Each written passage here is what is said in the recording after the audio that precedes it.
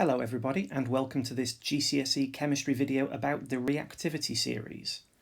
And in this video we will be looking at why chemicals react with a particular focus on metals for this video. We will then look at patterns of reactivity, comparing the reactivity of one metal to selections of other metals. Before we dive in too deeply though, I want to explore the term reactivity, because I'm going to use that probably 20 times a minute for the whole video. And what does it mean for something to be more reactive or less reactive? Well, to explore this, we need to recognise that in chemical reactions, changes happen, and we can make observations about those changes. For instance, we might hear some noise, the temperature might rise on a thermometer, or it might fall, and we might carry out a reaction that makes a smell. In a chemical reaction, we might observe the formation of bubbling, which can be called effervescence, but what that means is bubbling, because each of these bubbles is some gas that has been produced. We might see a noticeable change in appearance during this reaction. For instance, we might make a solid precipitate from two solutions, and we would notice that by the change in the appearance. And the last change that I want to mention here is that we might get a change in colour. So a solution might begin colourless and it might change to green. And so all of these changes, and there are others, but all of these changes can be observed during a chemical reaction. And so reactivity is a measure of how big and how noticeable these changes are. And also, quite likely, how quickly these changes will happen.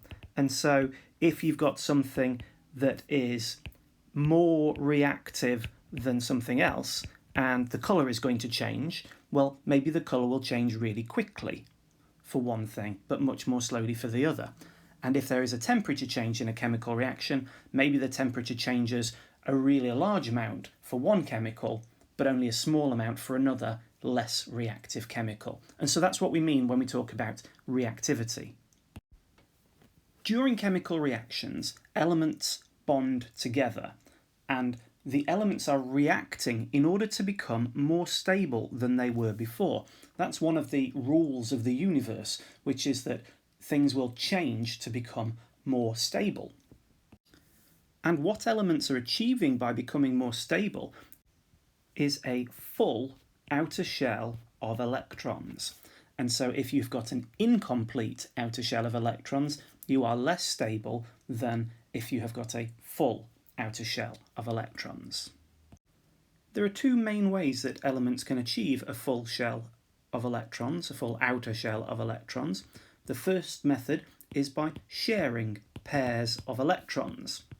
And the second method is what we're going to be focusing on today. And the reason is that we're considering metals closely today. And so we'll be looking at the method that involves the transfer of electrons from one element to another. And this method is the one employed by metals most frequently, and so that's why we're going to be looking at method 2 today.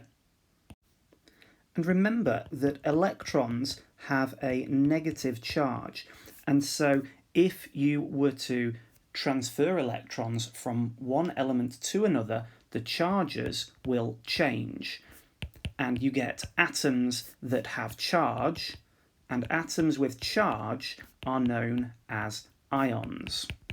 Ions can be positive or they can be negative, depending on whether you have lost or gained electrons. Let's explore that in a little bit more detail now by exploring the relationship between position in the periodic table and electrons. Now, I'm sure you will remember that the vertical columns are known as groups, and we have group 1, group 2, then we've got the transition elements in the middle, group 3, 4, 5, 6, 7 and 0, or could be called 8. Now the connection between the group number and the number of outer shell electrons could not be easier. They are the same. And so if I am an element in group 4, I've got 4 electrons in my outer shell, sometimes called my valence shell of electrons. Now, when we get to group 0 or 8, the number of outer shell electrons is 8 or 2. Now, the slight complication here is that if we are helium, we have got 2 electrons in our outer shell, but in fact all of the others have got 8. Now, if I'm an element in group 1 with 1 outer shell electron, I need to lose 1 electron to get a full outer shell. If I'm in group 2, I need to lose 2 electrons, and then I've got a full outer shell. And that makes sense from the point of view of my outer shell that did have 2 electrons in has now gone. And so the shell that was just about to be on the outside now becomes the outer shell because the outer 2 electrons have disappeared. For instance, if we consider lithium, lithium has got 3 electrons in total. It's in group 1, which is why it's got 1 electron in its outer shell.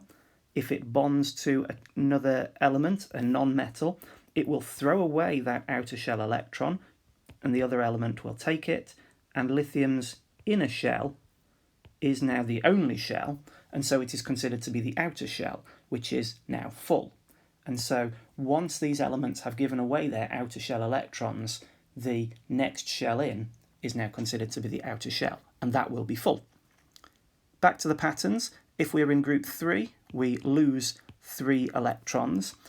Group 4 doesn't usually lose or gain electrons. It normally bonds through that other method that I mentioned, the sharing electrons, which is called covalent.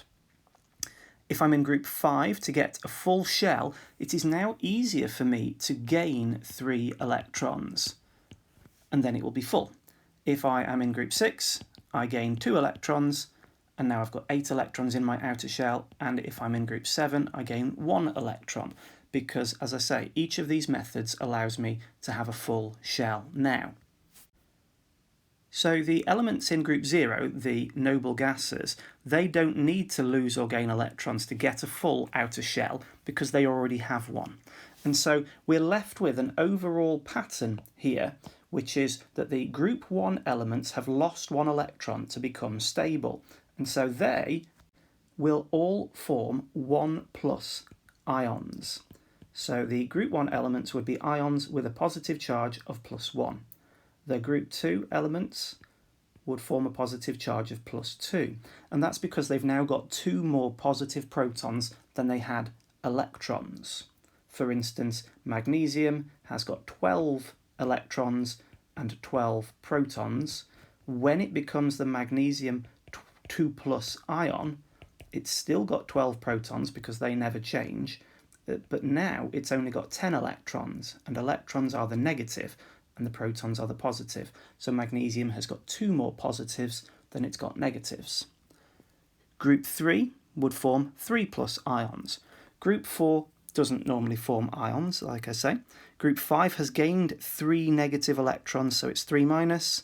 Group 6 is 2-. Group 7 is 1-. And group 0 doesn't normally form ions. So we can make predictions about the position in the periodic table in order to work out what type of ion an element will be. And so the outer shell electrons in group 5, for instance, if we consider nitrogen, it will be 2,5, hence it's in group 5, but then it will gain 3 electrons, and then it will be 2,8, and it will be a 3- ion. And this, just as a reminder from your atomic structure, is called the electron configuration or the electron structure. So linking what we've just been saying now to the metal reactivity that we're going to be looking at for the rest of the video, when metals react with other substances, they form positive ions because they give away electrons. And the reactivity of a metal, which is the important focal point of this video, is a measure of how easily that metal can lose its electrons.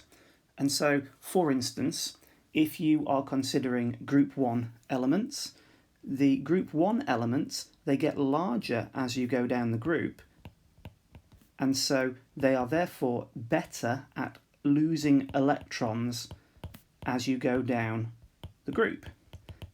And so we find very reactive metals at the bottom of group 1. And in fact, metals in general are more reactive as you go down a group. And so that's one way you could be expected to use the periodic table as a comparison. Another method that you could be expected to use would be to compare group 1, group 2 and group 3. Now the pattern is that group 1 is more reactive than group 2, which is more reactive than group 3. And the reason for this pattern is that the group 1 elements only need to lose 1 electron to become stable, group 2 need to lose 2, and group 3 need to lose 3 electrons to become stable. So if one metal needs to lose more electrons than another, it is likely to be less reactive, the more electrons it needs to lose.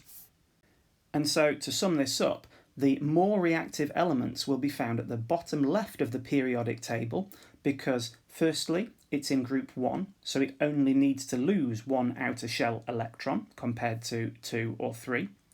And secondly, it is larger than the other elements higher up in the group because it's got more electron shells, and so therefore its nucleus has got less control over the outer shell electrons. Now the reactivity series itself, which was the title of this video, is a bit of a league table really, and it ranks the metals from most reactive to least reactive. And I've got a mnemonic that I use to help me remember the order of the metals in the periodic table. And so my mnemonic is, please send lions, cats, monkeys and cuddly zebras in lead-huge cages, securely guarded, pronto. Now, I can't claim to have completely made that up myself, but I have personalised it slightly for my own use. Now, the purpose of this mnemonic is to help you remember the order of the metals in terms of their reactivity.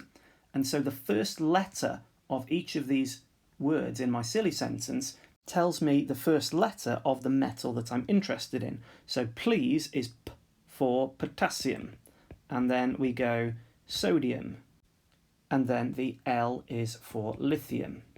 And so in full, the proper reactivity series starts at the top with potassium, sodium, lithium, calcium, magnesium, aluminium, carbon, zinc, iron, lead, hydrogen, copper, silver, gold and platinum. And you will have spotted a couple of elements in there that weren't metals, carbon and hydrogen. And the reason for that will become obvious at a later point in this video and in this whole topic about metals. Now, the purpose of the reactivity series, like I say, is it's like a league table, and we have the most reactive element at the top, and it is most reactive because it loses electrons to form positive ions the most easily. And in contrast, down at the bottom, we have got the least reactive because these elements are not very good at losing their outer shell electrons to form positive ions. Now, you can work out some of this reactivity series by looking at the positions of the elements in the periodic table, but the vast majority of this you have to work out through an experiment or a series of experiments, and I cover those experiments in separate videos. Okay, that's all for now. Thanks very much. Bye-bye.